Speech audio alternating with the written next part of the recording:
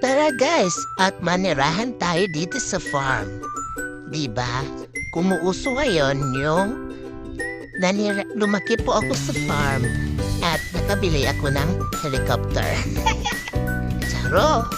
At dahil ng isang araw napaharbad kami ng mga saha ng pinya doon sa farm ng aking uncle. So, itatanim natin to for today's video. At hindi ko alam kung saan ko ipipwesto ito dito kasi sobrang daming mga ano talaga guys. Matataas na yung mga ang tawag dyan? Damo. Mga damo pala. Diyos ko dahil. Ito yung napili ko kasi medyo unti lang yung damo niya. At unti na lang yung inano ko. Kasi 15 pieces lang naman na saha ng pinya. O diba guys?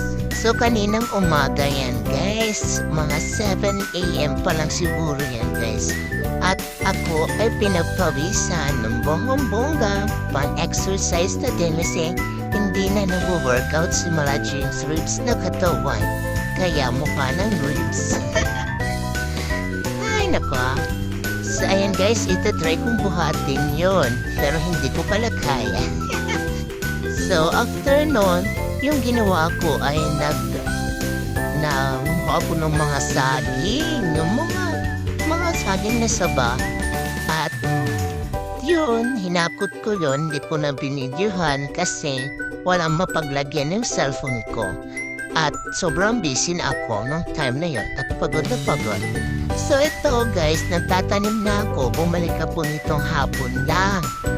At ayan o, medyo hindi na mainit. At mas maganda magtanim sa hapon para mula gabi hanggang umaga hindi siya mainitan. Pero ewan ko lang kung mabubuhay pa to guys kasi pinabutan na siya ng mga 3 days siguro nandito lang sa sako. Ewan ko kung mabubuhay pa sila. Sana mabuhay sila guys para makapag-harvest tayo soon. At saka guys, hindi ko na nadiligan yan guys kasi nga wala namang akong lagay ng tubig. Pero meron dyan, merong deep well dyan, malapit yung para sa barangay.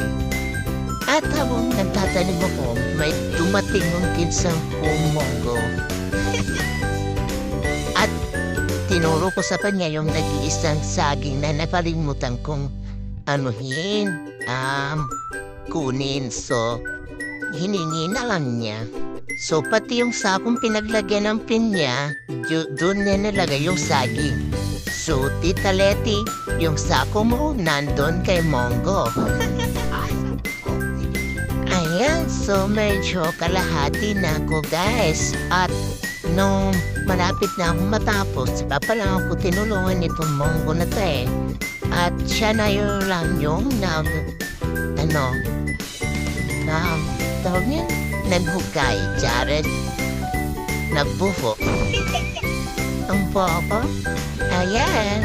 So, para mas madali at napadali na ako at napauwi din ako na medyo maaga-aga pa. Pero bukas ko na lang yan babalikan.